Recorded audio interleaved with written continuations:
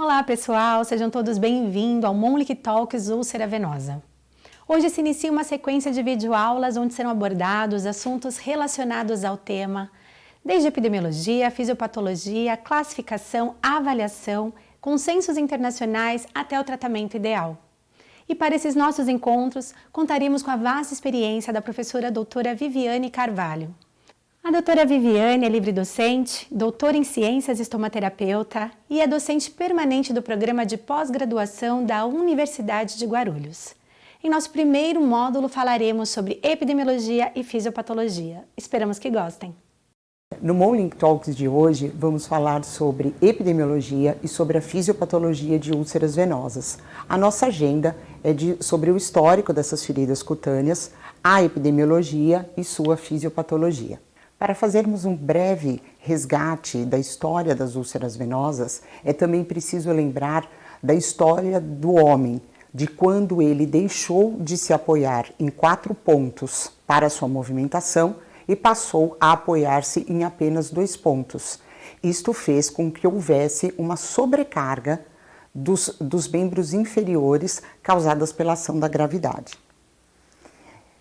Eu começo esse breve histórico no ano de 2500 a.C., na era da Mesopotâmia, dos povos mesopotâmicos, em que a úlcera de pele, que as doenças de pele eram consideradas doenças diabólicas. Elas tinham um caráter religioso, e brevemente aparecia um conceito sobre a limpeza dessas feridas. Já no ano de 1500 a.C., nos povos egípcios, o caráter religioso se perpetuou. Então, toda pessoa que apresentava uma doença de pele ou qualquer outra doença, ela era considerada um castigo dos deuses.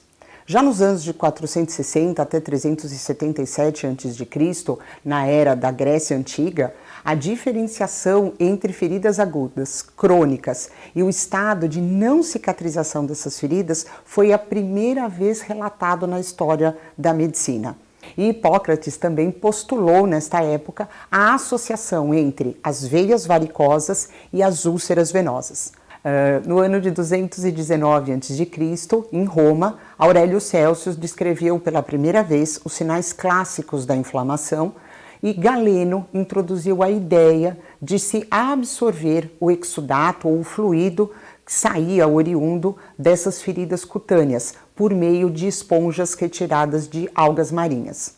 Já na Idade Média, tivemos um regresso, do conhecimento médico. É o tempo das trevas, a Idade das Trevas. Então, todos esses avanços conquistados na Grécia e em Roma, eles regrediram para a ideia de que uma ferida ou uma doença não curável era um castigo divino. E agora vamos falar um pouquinho sobre a situação no Brasil. Esse primeiro estudo fala sobre a prevalência das lesões crônicas no município, da Zona da Mata Mineira. Esse estudo ele traz como resultado principal a prevalência estimada dessas lesões crônicas nessa região de Minas Gerais, na Zona da Mata, e esse número está marcado como 1,64 por 1.000 habitantes. Chamo aqui a atenção pela seta vermelha. E outras características dessa população também foram encontradas e fica aqui o convite para fazer a leitura do estudo publicado por Borges e seus colaboradores na revista Mineira de Enfermagem. Esse outro estudo é uma série histórica sobre as internações relativas à úlcera venosa. Esse estudo é de um grupo do Rio Grande do Sul, mais especificamente de Santa Maria, em que eles nos trazem que as internações hospitalares relativas às úlceras venosas entre os anos de 2008 e 2017, elas aconteceram de forma mais forte, de mais intensidade no Rio Grande do Sul, no estado do Rio Grande do Sul. Nesse outro gráfico, nós podemos observar na curva laranja o desempenho das internações do estado do Rio Grande do Sul, em azul o Brasil, o levantamento do Brasil geral, e em cinza a curva do município de Santa Maria. Então, o estado do Rio Grande do Sul, até o período levantado, em 2017, ele apresentou um maior número de internações relativas às úlceras venosas do que a média brasileira.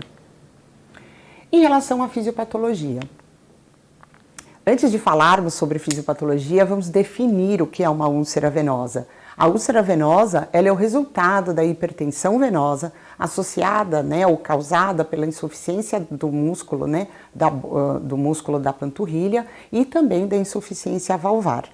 É uma lesão de pele aberta, localizada na parte inferior da perna, entre o tornozelo e o joelho. Geralmente, ela se apresenta na região medial.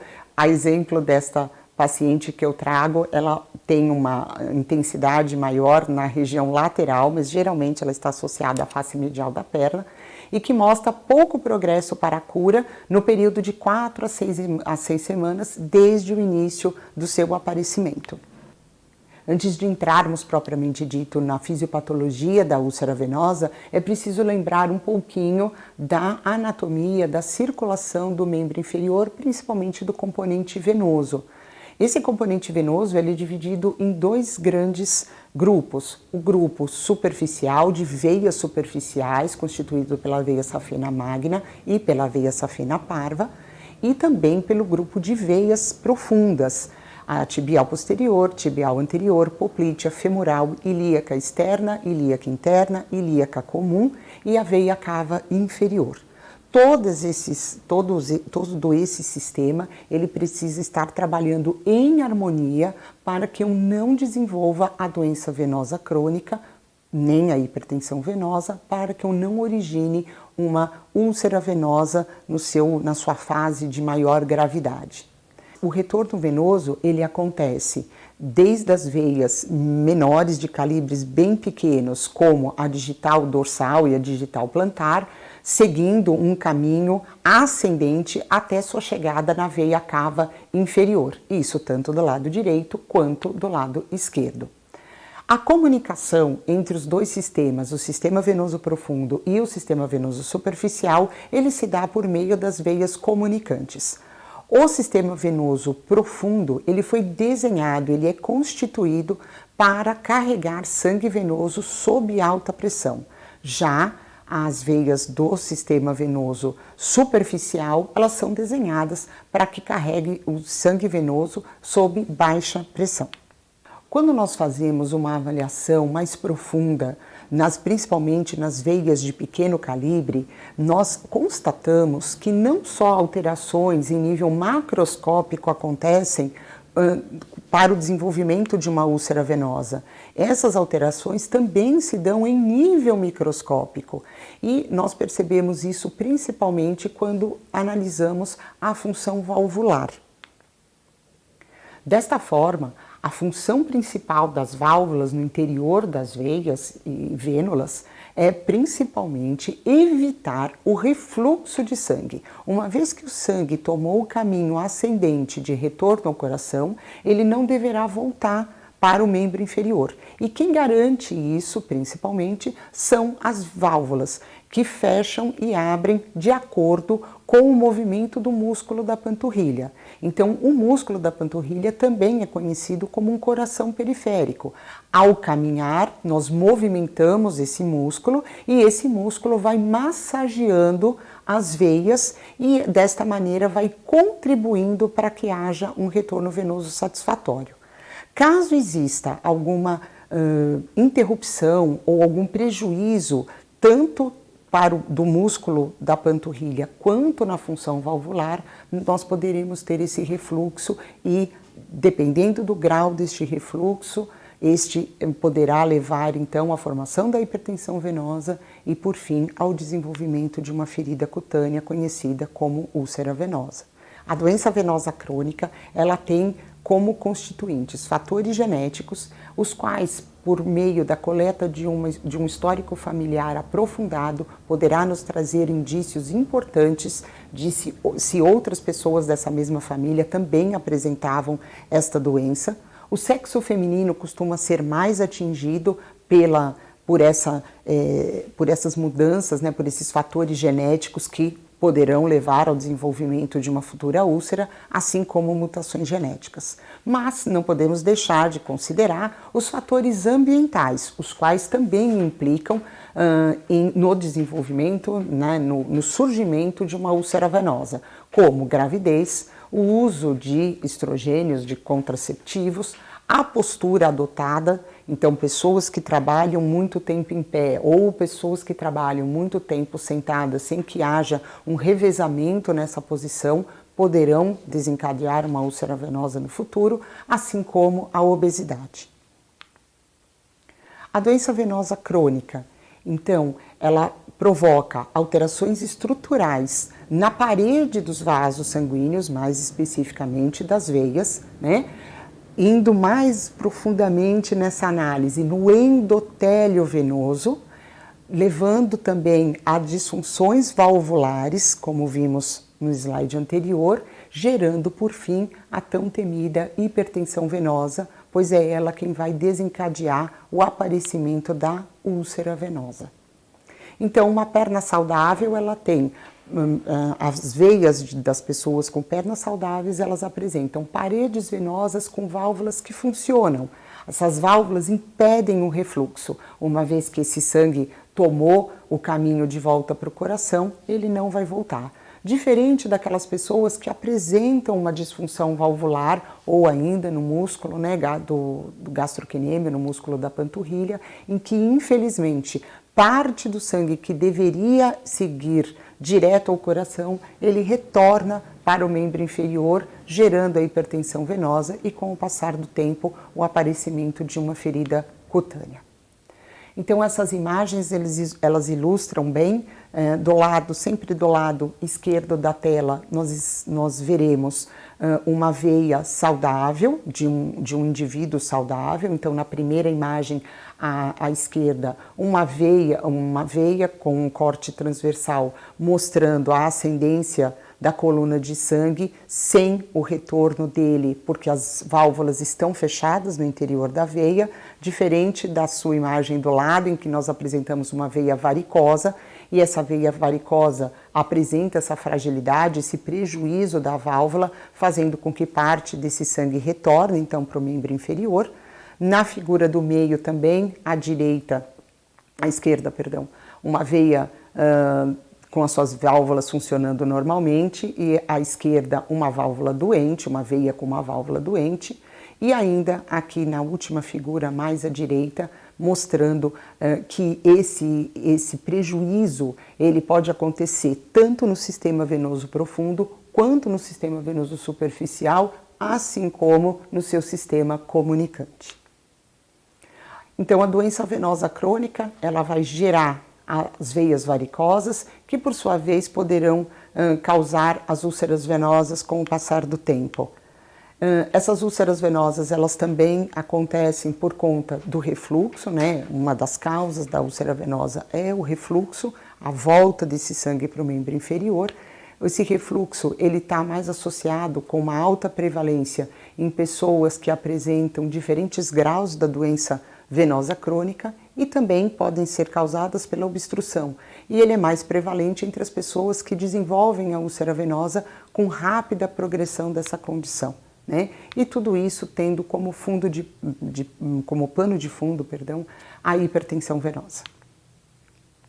Há algumas teorias que explicam, ou pelo menos que tentam explicar, o surgimento dessas feridas, né? A fisiopatologia de fato dessas feridas. A primeira dessas teorias é a teoria do cuff de fibrina, quando o extravasamento da fibrina do interior dos capilares forma um manguito rígido, forma um braço, né, duro, rígido, por fora dessa veia, ao redor dessa veia. E com isso há uma menor difusão tanto de oxigênio, assim como a inibição, né, da chegada de células que estão envolvidas no processo de cicatrização.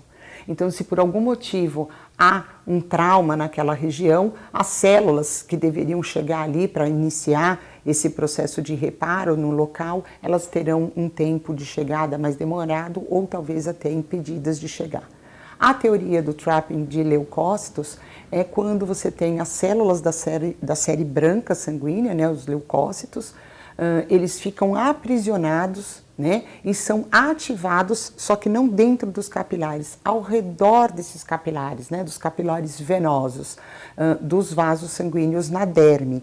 E com isso, eles liberam, né, eles não estão no seu local de origem, os leucócitos deveriam estar dentro do vaso e não ao redor dele. E por conta disso, eles acabam liberando radicais livres, eles liberam enzimas que são as responsáveis pela degradação do tecido local. Há também ainda a teoria do cuff de fibrina modificada, né, em que esse manguito, em que essa carapaça rígida que se forma ao redor de um capilar venoso, também na altura da derme, né, elas passam a capturar os fatores de crescimento. Então, quando chega algum tipo de estímulo para que aquela região cicatrize, para que aquela região se regenere, se recupere, né, esse cuff de fibrina ele passa a resgatar esses fatores de crescimento, esse estímulo para a cicatrização, e então há uma degradação, não há uma manutenção da integridade da pele naquele local.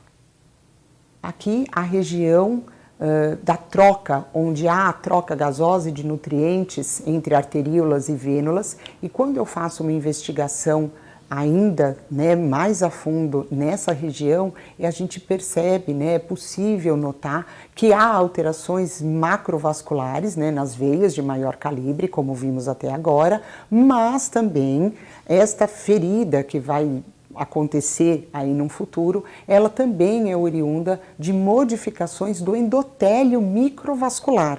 Então, quando você tem a hipertensão venosa, doença venosa crônica, ela não só causa transtornos de forma visível, que eu consiga ver e perceber num exame clínico mais simples. Eu também preciso levar em consideração que esta condição de hipertensão venosa, ela altera, ela modifica o interior dessas vênulas e dessas veias de diâmetro menor, de diâmetro reduzido. Então, essas modificações no endotélio microvascular, eles vão gerar a disfunção valvular e o refluxo, e obstrução, também vão provocar forças de cisalhamento, sobrecarregando essas células endoteliais.